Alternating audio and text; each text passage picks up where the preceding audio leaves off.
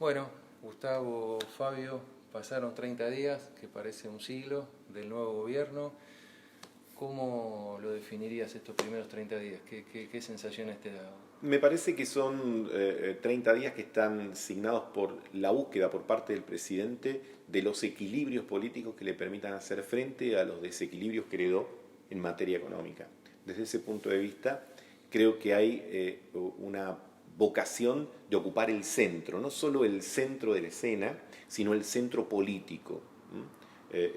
Teniendo en cuenta que él llegó a la primera magistratura en una alianza con Cristina Fernández de Kirchner y creo que tiene que incorporar esa base, pero también tiene que buscar gestos de moderación y de lenguaje en el contexto de un ajuste que se hace de la mitad de la tabla para arriba, sobre la mitad de la tabla para abajo, pero que precisamente esa mitad de la tabla tiene que hacer un esfuerzo adicional.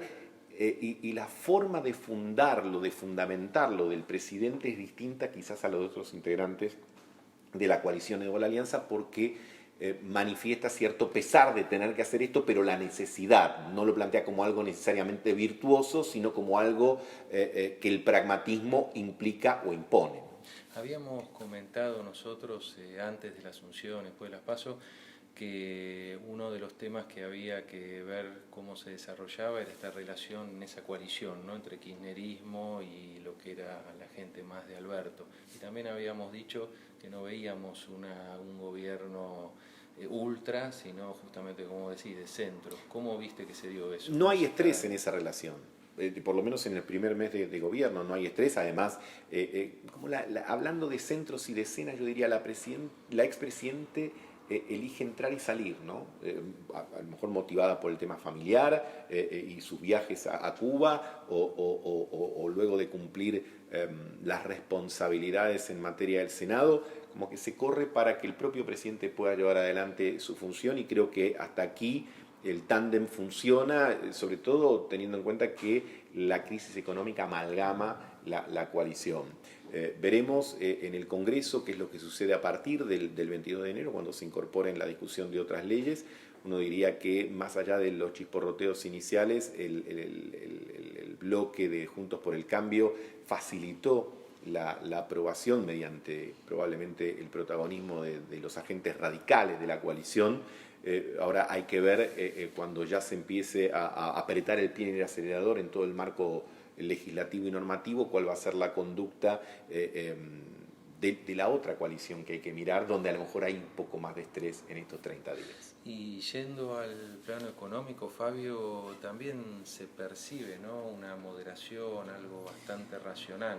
Yo creo que sí, las dos palabras para mí clave serían pragmatismo y sensatez, justamente para enfrentar esos desequilibrios delicados que hereda esta administración en materia fiscal, en materia inflacionaria, en materia de deuda, por supuesto, y en materia de nivel de actividad, una actividad destruida.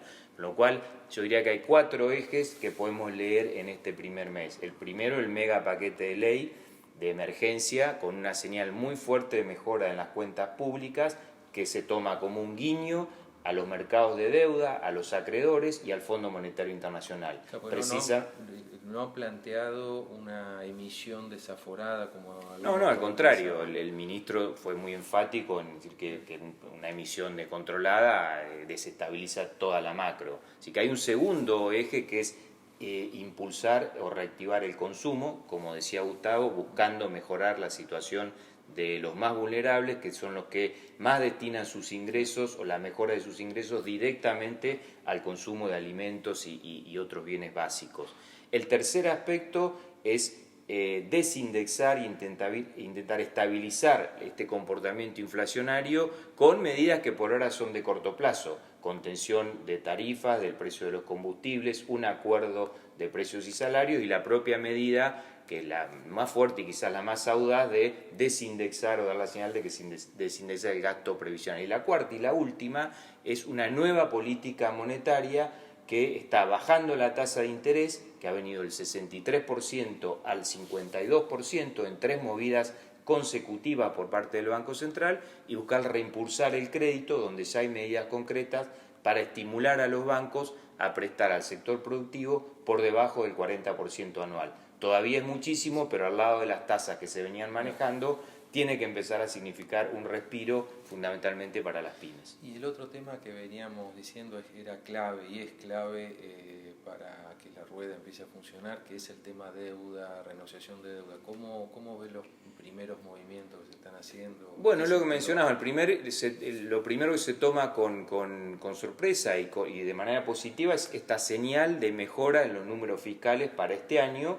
Justamente por eso los mercados de deuda han estado mejorando en este primer mes, ¿sí? Ahora, ahí hay que distinguir como dos fases, Ariel. La primera es esta que estamos hablando, estas medidas yo diría para el verano, para estos primeros 3 meses, hasta la espera de una reestructuración de la deuda que va a marcar, me parece, el inicio de una segunda fase donde se podrán pensar quizás políticas más articuladas, más de fondo, para impulsar sí ya la economía de una manera más sustentable. Dependemos crucialmente de una resolución exitosa del tema de la deuda.